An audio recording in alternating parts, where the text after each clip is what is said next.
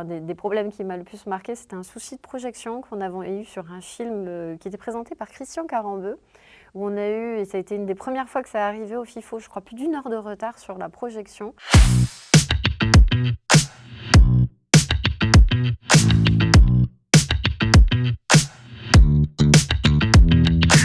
Myriam Abonneau, présidente de l'association du FIFO.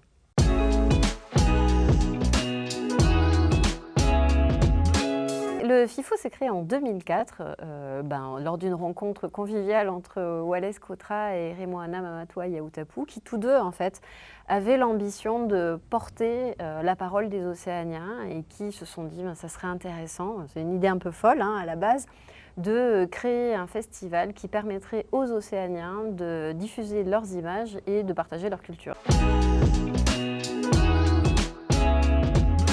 Très rapidement, le FIFO a pris de l'ampleur, alors notamment, certainement parce que c'était une bonne idée et que le public polynésien a directement adhéré en fait, à cette ambition. Et puis elle manifestait aussi sa curiosité pour à la fois les documentaires de la Polynésie, mais également de la région.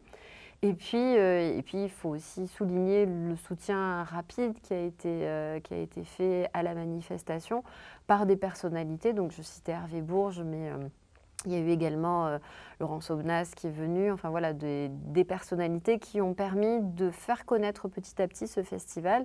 Également des personnalités du Pacifique, puisque des écrivains, des intellectuels ont fait partie du jury du FIFO.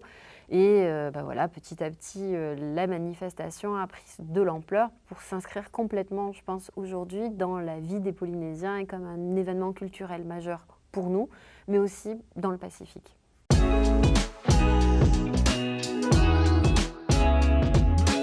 Le FIFO se veut le réceptacle en fait, des histoires qui sont portées par les Océaniens. Notre ligne à nous, c'est vraiment de donner la parole avec le plus grand respect possible pour toutes les formes de parole, pour tous les sujets qui sont abordés, parfois avec des sujets qui sont difficiles, qui sont graves, qui souvent peuvent aussi toucher, notamment par exemple pour le fait nucléaire, qui suscite le débat.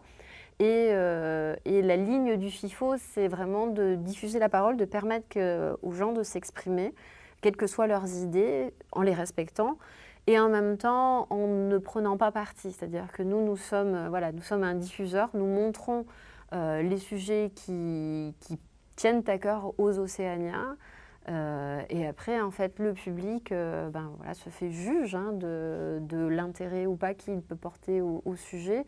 Et c'est pour ça d'ailleurs que le vote du public, par exemple, est évidemment un prix, quelque chose qui est important pour les réalisateurs parce que, on l'a souvent vu, le prix du jury et le prix du public ne sont pas toujours les mêmes. Et parfois, le public peut nous surprendre sur certains prix et sur des sujets qui le touchent plus profondément.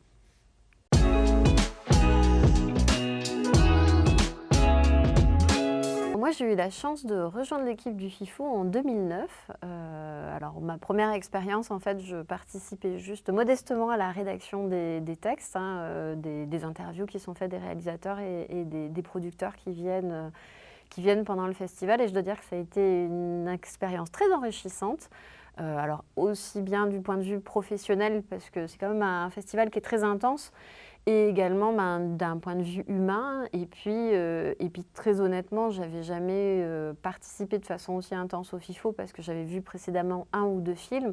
Mais là, le fait de pouvoir voir pendant une semaine tous ces documentaires, toutes ces histoires, toutes ces expériences, ça a été vraiment un coup de cœur et qui ne m'a plus jamais quittée depuis. Et ensuite, j'ai eu la chance de pouvoir être déléguée du général du FIFO pendant 4 ans.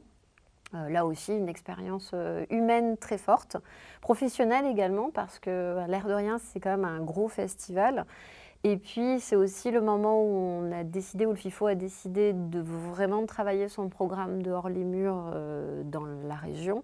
Donc avec beaucoup de mouvements qui se sont faits, beaucoup d'échanges avec le Pacifique, avec l'Australie notamment et la Nouvelle-Zélande. Et puis on a commencé aussi à initier des rapports plus pérennes avec Hawaï par exemple.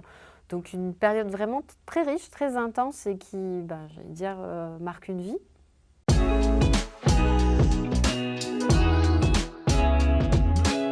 Le film qui m'a le plus marqué et qui me marque encore et qui me fait encore pleurer à chaque fois que je le vois, pourtant j'ai dû le voir plus de 50 fois, c'est Te Henuen Ho. C'est un film qui date du FIFO 2009 et qui traite de la montée des eaux, un sujet qui a été de nombreuses fois traité ensuite au FIFO, mais qui est traité avec, je trouve, vraiment un ton qui est très polynésien, avec beaucoup de retenue, et où en fait ce sont plus les silences que ce qui est dit qui touche. Et moi c'est un film, à chaque fin du film j'en pleure tellement je trouve que c'est à la fois dramatique et tellement beau et plein d'humanité. Donc voilà, pour ceux qui ne l'ont pas vu, je vous recommande Te Henuen Ho.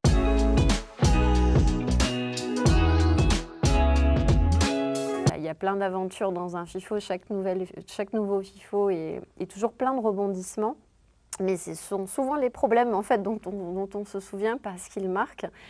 Et l'un des FIFO, enfin des problèmes qui m'a le plus marqué, c'était un souci de projection qu'on avait eu sur un film qui était présenté par Christian Carambeu, où on a eu, et ça a été une des premières fois que ça arrivait au FIFO, je crois plus d'1 heure de retard sur la projection.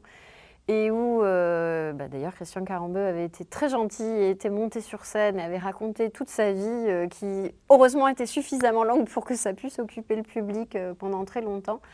Et je me rappelle de cette édition avec beaucoup à la fois de plaisir et en même temps une certaine sueur froide, parce que quelque chose dont le public ne se rend pas toujours compte, mais le FIFO c'est aussi fait de plein de petits soucis techniques qu'on essaye le plus possible de régler le plus rapidement.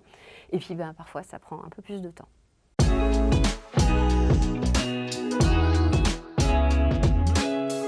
Donc on vous attend à la Maison de la Culture en présentiel, et puis également via le numérique partout, dans le Pacifique, en France métropolitaine et Outre-mer. On vous donne rendez-vous avec nous pour découvrir l'Océanie vue par les Océaniens, et avec un grand plaisir, comme chaque année.